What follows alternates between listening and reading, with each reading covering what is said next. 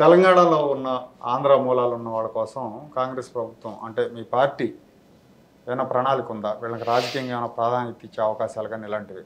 ఎందుకంటే గతంలో మనం చూసాం ఉద్యమ పార్టీ టీఆర్ఎస్ పార్టీ ఎమ్మెల్యేల పరంగా కానీ కార్పొరేటర్ల పరంగా కానీ హైదరాబాద్లో కొన్ని మున్సిపల్ కార్పొరేషన్స్లో జిల్లాల్లో కూడా కొంతమందికి ఆంధ్ర మూలాలు ఉన్న వాళ్ళకి అవకాశం ఇచ్చింది. మీరు ఎలా ఇది చేయబోతున్నారు? సిగ్నిఫికెంట్ ఇది ఉంది కాబట్టి వాళ్ళ పర్సంటేజ్. అంటే మీరు అన్నట్టు 17% కాదు, ఇక్కడ ఆంధ్ర మూలాల్లో ఉన్న వాళ్ళందరూ 25% ఉంటారు దాదాపు తెలంగాణలో. మాది జాతీయ పార్టీ. మాకు జాతీయ పార్టీలో అన్ని రాష్ట్రాలు, అన్ని మతాలు, అన్ని కులాలు, అన్ని ప్రాంతాల వాళ్ళకి చూసే పార్టీ ఏ జాతీయ పార్టీ అయినా అందరినీ సమానంగా చూస్తుంది. మాది అంతకుముందు ఈ టీఆర్ఎస్ అనేది ఉప ప్రాంతీయ పార్టీ.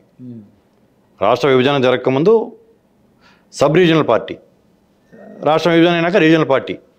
రీజనల్ పార్టీ నుంచి నేను ఏదో భారత రాష్ట్రానికి ఇది చేస్తానని పేరు మార్చుకొని ఏదైతే తెలంగాణ సెంటిమెంట్ కోసం తెలంగాణ అని పెట్టేశాడో ఆ తెలంగాణ సెంటిమెంట్ని పక్కన పెట్టేశాడు. ఏదో పగటి కళ్ళలు కన్నాడు అనుకోండి, దాంతోనే బొక్కబర్లు పడ్డాడు. కాంగ్రెస్ పార్టీ ఒక సెక్షన్కి అనేది కాకుండా అందరికీ కలిసి ఒక ప్రణాళిక ఉంటుంది.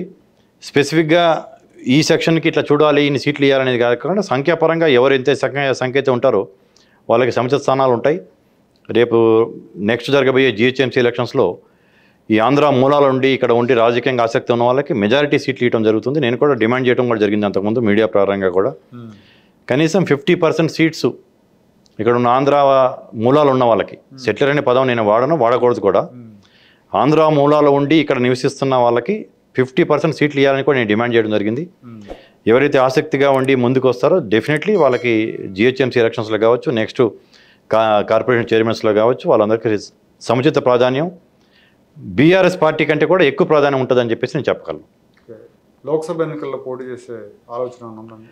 అంటే నాకు ఫస్ట్ నుంచి కూడా నాకు డైరెక్ట్ ఎలక్షన్స్లో ఆసక్తి లేదు, ముందే చెప్పాను. బట్ పార్టీ కనుక ఆదేశిస్తే డెఫినెట్లీ ఈసారి పార్లమెంట్కి నిలబడటానికి పార్టీ ఆదేశిస్తే మాత్రం నేను రెడీగా ఉన్నాను, వెనక్కి పోనని చెప్పి చెప్పడం జరిగింది. Okay sir, thank you. Thank you అండి, థ్యాంక్ యూ.